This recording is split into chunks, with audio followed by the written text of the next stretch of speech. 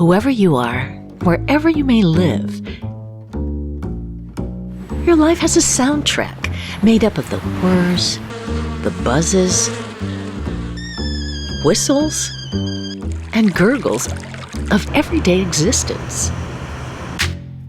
But layered above that and present in almost everything we do is music. From our earliest days and throughout the rest of our lives, music is fundamental to our human experience. Fact is, playing music is one of the few activities that engages both sides of a child's brain simultaneously. The result? Well-rounded, empathetic kids with great motor and communication skills, all of which translate directly to positive school, home, and work experiences. That is why, since 1964, the Hawaii Youth Symphony has been here to see that island youth who want to study music can do just that, starting with the basics.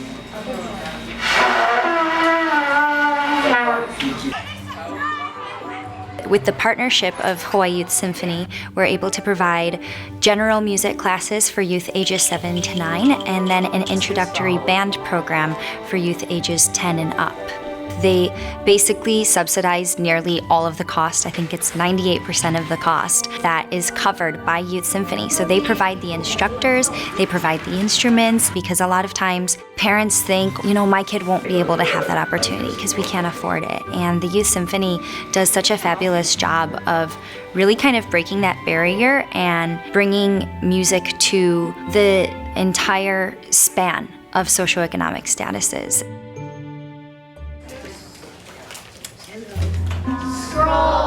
Also Spalding Clubhouse-based, Beginning Strings gives youngsters 8 and older their first taste of playing a violin, viola, cello, or bass.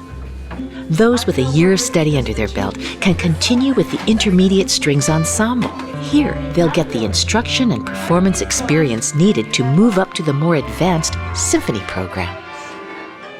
Since most beginners don't own their own instruments, a low-cost equipment rental program is provided as well.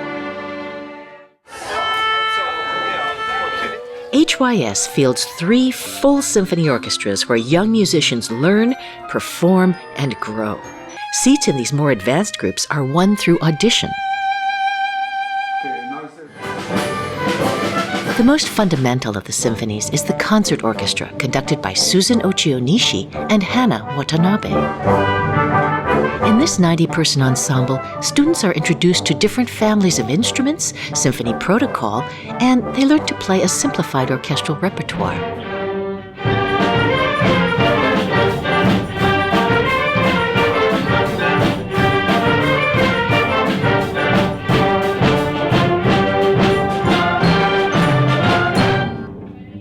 The kids, even though they come from different backgrounds, areas, they all have something in common. They're all great kids. And they all want to make fine music. Youth Symphony 2, conducted by Derek Yamane and assistant conductor Elton Masaki, is the training ground for students who want to make a quantum leap in their performance skills, becoming highly accomplished musicians able to tackle complex scores. Everyone, when I give a downbeat, everyone has to be together, all together at one time. Under the baton of music director Henry Miyamura, Youth Symphony 1 student members focus on the nuances of style and performance. They are already highly accomplished and able to play professional-level orchestral music. And as the rhythm and as the counterpoint, as the melody changes, they still have to be on together. When you do that, the overall orchestra starts to change, because at that point in time, no one takes, everyone just gives. And that's what's so wonderful.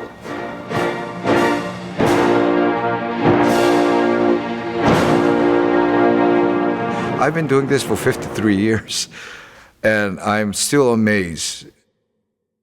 You end the season with new friends that you didn't have before, and it also looks really good on college apps too. It's summer, and school may be over, but Youth Symphony is still going strong. Summer Strings is a 5-week course of hands-on instruction for beginning and intermediate students.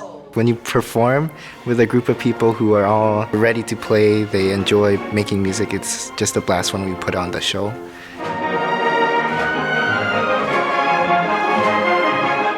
Each July for the last 30 years, Pacific Music Institute has provided students a 10-day immersion program culminating in a free community concert.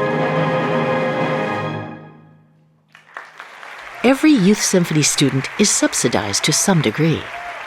At the Youth Symphony, we do want to make our program available to all students regardless of their ability to pay. And we also provide travel subsidy to some of our students who travel to Oahu every week to come to our performances and our rehearsals. As an outer island student, catching flights in the morning is really tiring, but every time I get on the plane, it's like, wow, I'm going to rehearsal, and I just get so excited. Financially, it's too difficult.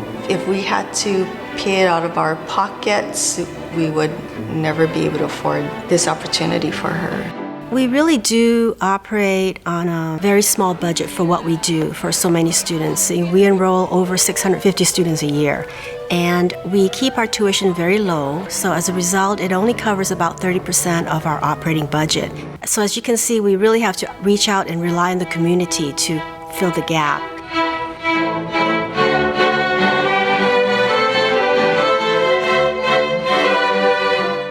You know, fulfilling our commitment to building a future for music in Hawaii is going to take a lot of work. It's going to begin with building an enduring, lifelong passion for music in our students. And then we inspire them by having them collaborate with world-class guest artists that can challenge their preconceptions for what music is. And that's what's going to get them to go beyond themselves in the music. In doing that, we're developing the next generation of well-rounded, compassionate adults. And, you know, maybe even a professional musician or two. Hawaii Youth Symphony presents up to 24 free public concerts every year, both here on Oahu and on the neighbor islands. The most important thing about this is that we're bringing orchestral music to people who would otherwise have no access to it. They'd have no opportunity to experience it, let alone see kids performing at their highest level. It's been said that music can change the world because it changes people. And that change is really positive. So that's what Hawaii Youth Symphony is doing, one student at a time. Supporting the Hawaii Youth Symphony is important to me because when I look at all these students, you know, and the members, I mean, I see like our future leaders, you know, they're the ones that are going to make a difference in our community. They're the ones that are going to want to, you know, make our world a better place.